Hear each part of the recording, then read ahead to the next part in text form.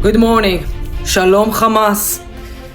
Let's listen to the amazing Secretary of State Marco Rubio. How long we've been waiting for a long time in this country to have the kind of leadership with that kind of clarity. People don't realize the president meets with these people. He hears their stories. He's outraged, and rightfully so. He's tired of watching these videos every weekend where hostages that are emaciated are released and bodies are turned over, and sometimes it's the wrong bodies, and this 5 here and 3 there, and these games that are being played.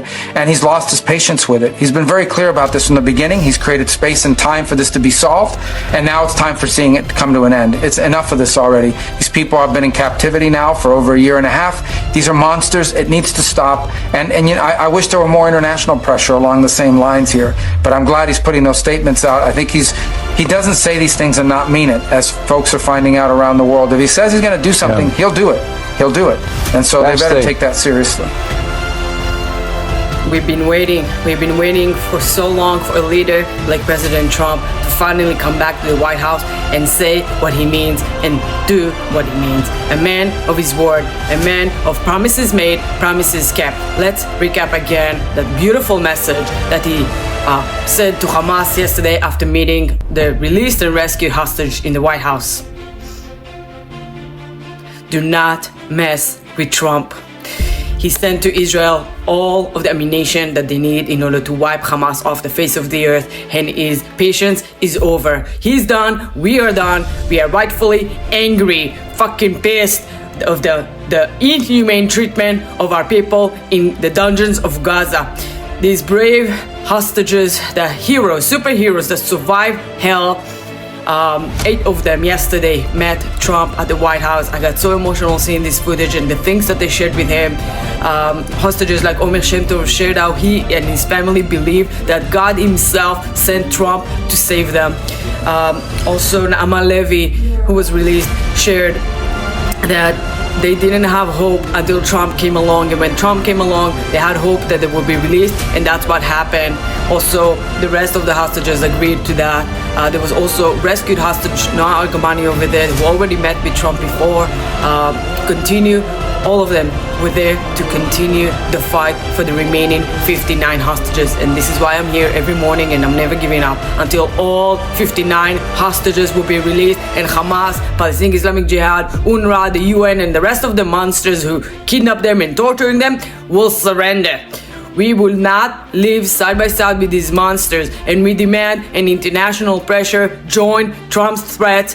Put the pressure on Hamas to immediately release all 59 hostages now, in one phase, in one bus. No more drips and drops, no more little by little, no more begging for crumbs.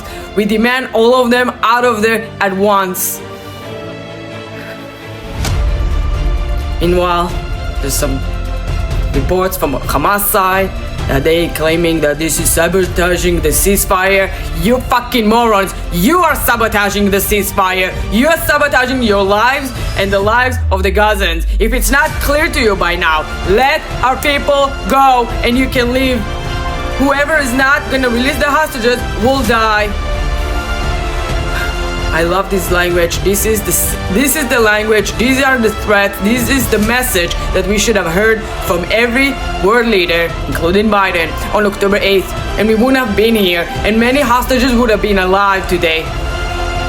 Join us. Join President Trump with unequivocal pressure and siding with Israel and pressuring Hamas.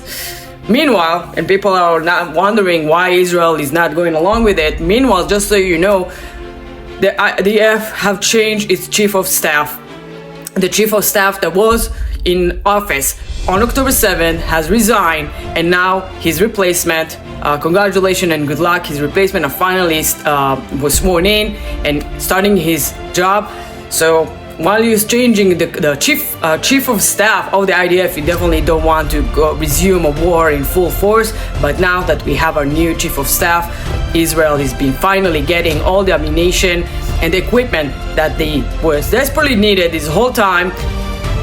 We will see. Israel is ready. They've been doing a little by little, but now they're starting to get ready for putting the force on Gaza that have never seen before. Nothing that you've seen in the last 16 months where you all crying fake genocide and fake starvation and all of that bullshit. Fake. Now you will see actual destruction. In all of those ceremonies when they're releasing hostages, there were many buildings still standing. We will not see any more buildings standing as long as hostages are still there. We demand the release of all hostages or else, or we will unleash the hell that Trump promised.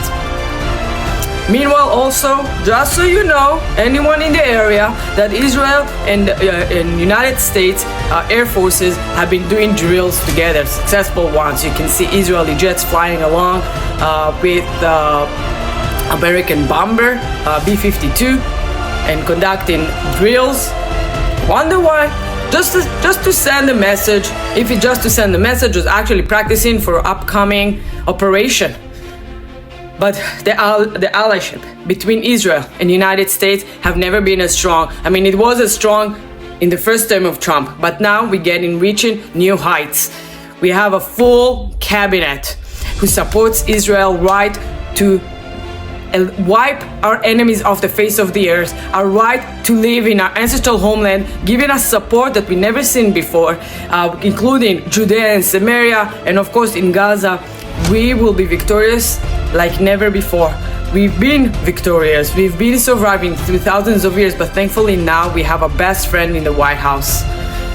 Also, I want to share, to report that the 17-year-old Yaeli Gur has passed away, has come to her wounds. She was brutally ran over by a terrorist about a week ago. This terrorist attack in Karkur Junction, where 14 Israelis were injured. May Yaeli rest in peace and her memory forever be a blessing. A 17-year-old.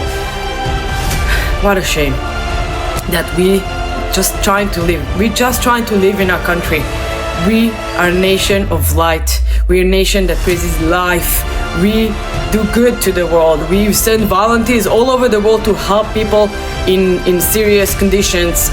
We give so much. And this is how we treat it with our neighbors and people who live within ourselves. There are many cases of Arab Israel who live within the territories of Israel, the sovereignty of Israel, who have been committing terrorist attacks because these are brainwashed, fanatic, psychopath monsters. Who does that? Who say things as like they want to drink the blood of Jews? The blood of Jews is the best blood to drink. These are monsters, and we can no longer live side by side with them. For the most part, the 2 million Arabs who live peacefully in Israel, we are able to live side by side with them peacefully. Many of them support Israel, the literally serving in the IDF, in a police force, and standing with Israel right to exist. But those on our borders, those in Judea and Samaria and in Gaza, the most fanatic, the most psychopath, we can no longer live side by side with them, and we need a new path. We've tried again and again for decades, but then for thousands of years. But for the recent decades, we've been trying to live side by side with them. We try to offer them some peace agreements, some solutions for 2 states.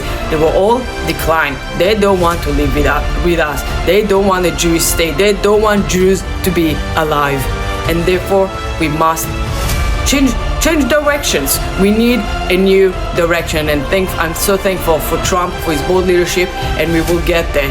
It will take a little time, you have to be a little patient, but it will happen. He's a man of his word, promises made, promises kept, and we will see peace and prosperity in the Middle East, and we will see the Abraham Accords expanding.